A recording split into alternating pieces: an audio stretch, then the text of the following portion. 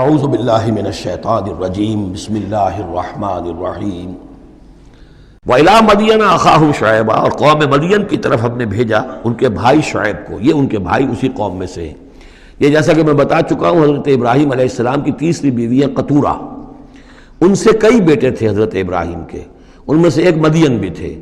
یہ جا کر آباد ہو گئے خلیج عقبہ کے ساحل کے ساتھ ساتھ.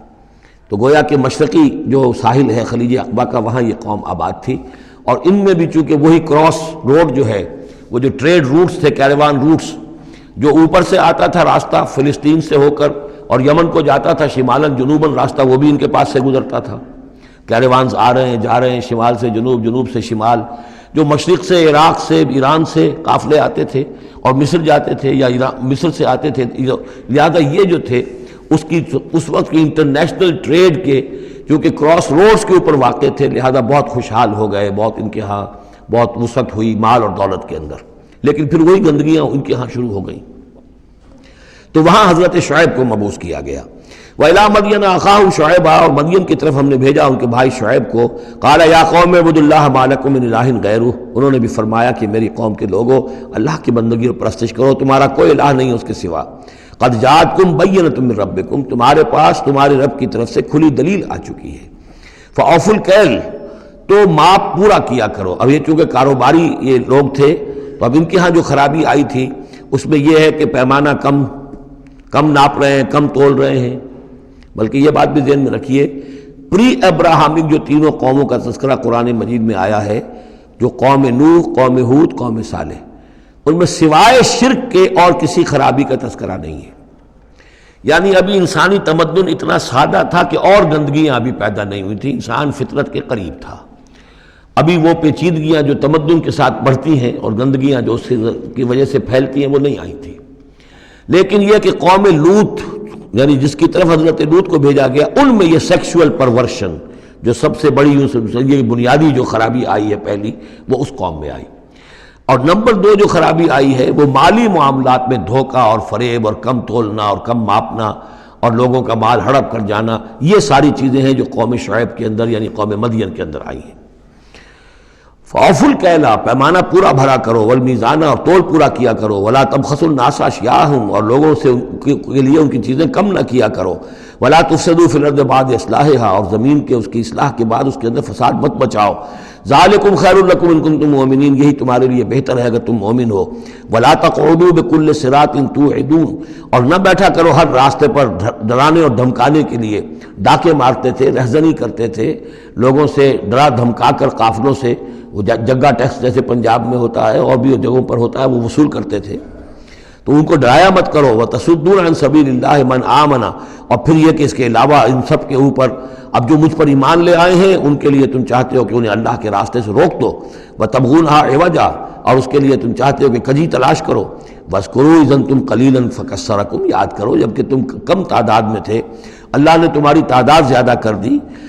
فَانظُرُوا كَيْفَ كَانَ عَاقِبَةُ الْمُفْسِدِينَ، اور یہ بھی دیکھو مفسدوں کا کیسا کچھ انجام ہوتا رہا ہے. اس لیے کہ قوم لوط جو ہے وہ کوئی بہت زیادہ دور تو نہیں تھی، اس کے جو انجام تھے وہ ان کے تاریخی روایات کے اندر موجود تھے. وَإِنْ كَانَتْ طَائِفَةٌ مِّنكُمْ آمَنُوا، پھر اب اگر تم میں سے ایک گروہ ایمان لے آیا ہے بِالَّذِي أُرْسِلْتُ بِهِ، اس چیز پر کہ جو مجھے دے کر بھیجا گیا. وَطَائِفَةٌ لَمْ تُؤْمِنُوا، اور ایک گروہ وہ ہے جو ایمان نہیں لایا ہے، قوم تقسیم ہو گئی ہے. فَاصْبِرُوا، اب یہاں خطاب ہے ایمان لانے والوں سے، تو اے ایمان والو اب صبر کرو. حتیٰ یحکم اللہ بیننا، یہاں تک کہ اللہ ہمارے مابین فیصلہ کر دے. وہو خیر الحاکمین، اور یقیناً وہ بہترین فیصلہ کرنے والا ہے. قال الملأ الذین استکبروا من قومہ، کہا اس کی قوم کے ان سرداروں نے جنہوں نے تکبر کی روش اختیار کی، لَنُخْرِجَنَّكَ يَا شُعَيْبُ وَالَّذِينَ آمَنُوا مَعَكَ مِنْ قَرْيَتِنَا، اے شعیب ہم تمہیں اور جو تیرے ساتھ ایمان لائے ہیں انہیں اپنی بستی سے نکال باہر کریں گے. أَوْ لَتَعُودُنَّ فِي مِلَّتِنَا، یا تم لوگوں کو واپس آنا ہوگا ہمارے ملت میں، جو ہمارا طریقہ تھا، جو ہمارا دین تھا، جو ہماری رسمیں ہیں، ریتیں ہیں، رواج ہیں، انہیں اختیار کرنا پڑے گا. قَالَ أَوَلَوْ كُنَّا كَارِهِينَ، حضرت شعیب نے فرمایا تو کیا تم ہم پر جبر کرو گے؟ ہمیں تو پسند نہیں ہے، ہم تو تمہارے اس دین میں، تمہارے طور طریقے میں نہیں جانا چاہتے، ہمیں ناپسند ہو تب بھی تم ہمیں مجبور کرو گے. قد افترینا علی اللہ کذبا ان عدنا فی ملتکم، اگر ہم تمہاری ملت میں لوٹ آئے تو گویا کہ ہم نے جھوٹ چڑھا اللہ پر. میں نے گویا کہ نبوت کا دعویٰ جو کیا تھا وہ جھوٹا تھا، پھر تو میں اپنے دعوے کو خود باطل قرار دے دوں گا۔ میں نے جو دعویٰ کیا وہ صحیح کیا ہے، میں تمہارے دین میں اور تمہاری ملت میں واپس نہیں آ سکتا۔ بعد اذ نجانا اللہ منہا، جبکہ اللہ تعالیٰ نے ہمیں اس سے نجات دے دی ہے۔ وما یکون لنا ان نعود فیہا، اور ہمارے لیے قتل ممکن نہیں ہے کہ ہم اس کے اندر اعادہ کریں، لوٹ آئیں، الا ان یشاء اللہ ربنا۔ اب یہ ہے کہ جو ہر بندہ مومن کو سمجھنا چاہیے کہ خیر پر استقامت کے لیے بھی کبھی بھی یہ نہیں کہنا چاہیے ہرگز میں یہ نہیں کروں گا۔ اللہ کو اگر کوئی اور ہے میرے لیے، کوئی اللہ کی طرف سے کوئی فیصلہ برا ہے میرے لیے، تو ظاہر بات ہے کہ بات اور ہے، ورنہ یہ کہ میں اپنے بس پڑتے، اپنے ارادے سے، اپنے آزادی کے ساتھ میں یہ کام نہیں کروں گا۔ لہذا اس امکان کو ضرور، کیا پتہ کل میرا دماغ خراب ہو جائے، بڑے سے بڑے لوگوں کے دماغ خراب ہوئے اور ہو سکتے ہیں، لہذا اس میں بھی کوئی بہت ہی عزم بالجزم والی بات نہیں، بلکہ اللہ کے اوپر ظاہر ہو کہ توکل جو ہے وہ اپنی سمجھ پر، اپنی استقامت پر، اپنے فکر پر، اپنے فلسفے پر نہیں ہے، بلکہ توکل اگر ہے، بھروسہ اگر ہے تو اللہ تعالیٰ کی توفیق و تیسیر پر۔ ظاہر بات ہے کہ یہاں کوئی امکان نہیں تھا، لیکن انہوں نے پھر بھی ذکر کیا وما یکون لنا ان نعود فیہا، ہمارے لیے بالکل ممکن نہیں ہے کہ ہم دوبارہ اس میں لوٹ آئیں، الا ان یشاء اللہ ربنا، ہاں اگر ہمارا رب چاہے۔ وسع ربنا کل شیء علما، اور ہمارے رب نے تو ہر شے کے علم کا احاطہ کیا ہوا ہے۔ علی اللہ توکلنا، ہم نے اپنے رب پر، اللہ ہی پر توکل کیا ہے۔ ربنا افتح بیننا و بین قومنا بالحق، اے رب ہمارے فیصلہ فرما دے ہمارے اور ہماری قوم کے مابین حق کے ساتھ۔ وانت خیر الفاتحین، اور یقیناً تو بہترین فیصلہ کرنے والا ہے۔